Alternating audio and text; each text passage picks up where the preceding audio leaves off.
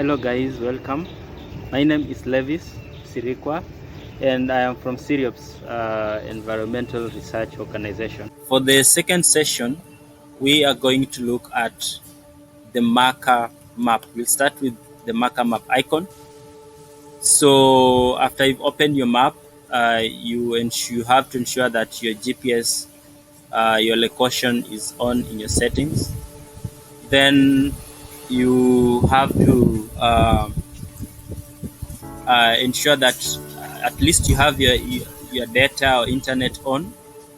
If you're using Wi-Fi, you have your Wi-Fi on for it to make it very easy for the map to lock. Our objective for the second part is to take marker point. So you click on the marker. When you click on the marker, you get such an interface. So this interface tells you this is a marker map. It gives you the location of the place. This is the satellite image. You can change the map type here. If you want road map, satellite, terrain, hybrid, night, retro, dark, whichever that you choose or what interests you can use. But for me, I like using hybrid because it gives me the attributes of satellite map and also the tags, the tags that are associated with these maps. So here, if you want to search for any location, you can use that. If you want to mark, I'll use this one. So these are layers. We won't be using these tools. Go to GPS location. We won't be using this tool. So what will be of interest here will be this zooming, enlarging the area, or increasing the scale and reducing the scale. So this one will also be of interest because this one is the one that locks. Once you open your marker map, when you click on your marker map icon to open it, and you notice we have a blue dot and this cross-like object. So this is called the bull's eye, and this is the blue dot. So you always want to ensure that when we say you lock, you always want to ensure that this blue dot is in the middle of the bull's eye. So the blue dot completes the description of the bull's eye. So you use this, click here, you will see what happens. Let me just repeat that. Let me drag this. When I click here, it locks. That is what we call locking. So when it locks, you can zoom in to have a better view of your area. Now when you zoom, you observe this circle, the light blue circle enlarges and goes and reduces. When it enlarges, it shows that the GPS area is large, and it could be caused by either cloud cover, or if you are under an obstruction. If you are in the building, you'll have that circle big. If you are under a tree, a huge tree, you'll have that circle big. So it just shows you that we don't have a lock between the satellite and you. So we have that obstruction. So the larger the circle, the larger the area. So you have to ensure that this circle is as small as possible, and always lock. Always ensure that the bull's eye and the blue dot are locked, as you can see here. Once you've done that, say we want to, I want to take this place because maybe I'm standing next to the tree. For example, I want to mark a tree, Xylocarpus granatum parent tree. It has fruits, and I want to trace it maybe for future activities. So what I do is I move to that tree.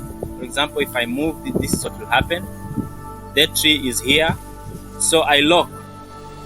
I tap here, locks. After it locks, this is the tree. I mark.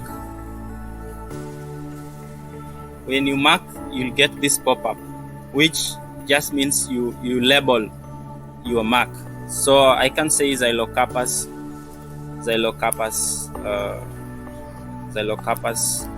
granatum 1. So this is the first tree. Maybe you have a deficiency of seed stock for that species in a nursery. So when you mark, you get the icon. Now, once you do this, you have that permanent.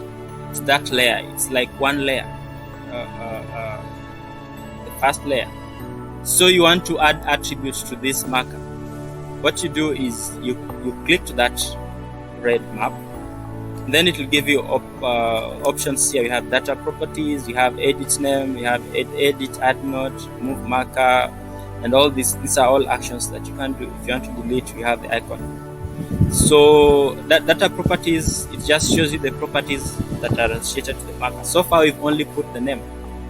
So we want to add note. We want to make notes about the site. You first say that species identified. So you can just say like this is a parent tree. Yes, this is a parent tree. The next thing you can say that it's a parent tree, maybe eat fruits between the months of July and October or September or August. Let's say August. Yeah. So you can also add it is in the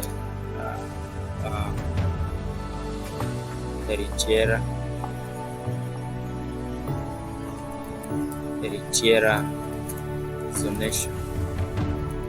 So you can make as many attributes as possible based on your observation. So you can put anything that you observe. You can check the height. The height is this. The height is maybe 5 meters, for example. The diameter breast height, the dph, for example, is 12. So when you save, it means you've already put attributes to this marker. So the next time you click on it or somebody else clicks on it, when they have the data, when you look at the data properties, you have the coordinates. Another thing that I just want to add here is there's a provision of taking the photo of the tree. So you can take the photo, either choose from the gallery or you can take from the camera, and then it will just show. So yeah.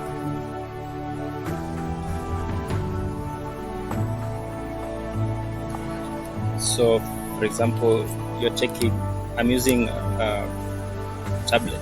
So if you're taking a photo, it will show the other place. So you take the photo, for example, take the photo, the bad one. Yeah, that's a good one. So you take the photo. This is just for demonstration purpose. The photo will appear there, and for example, we are assuming that this is the photo for Xylocarpus granatum. Then you go back. So we have so many attributes of this point that we have taken. So when you come here at the 3 dots, this one is like if you want to find a file, you save it, or somebody has sent you and then you want to visualize it, you can use this platform. But this is not important for this session. We'll cover it in another session. If you want to access the attributes of the marker, you come here to the data list, all other options that you can explore. When you come to the data list, you realize that you have the image of that place, then you have the GPS coordinates, and then you have the notes that you took. So that's the power of the marker we are talking about. So it makes it easy for a person, even if another person had gone to the site to collect data, it's very easy for another person to track that data. Maybe if you are tracking the traits of an event, maybe the number of stumps, you can check the number of stumps in a site and take pictures. So those are some of the alternatives that you could explore or apply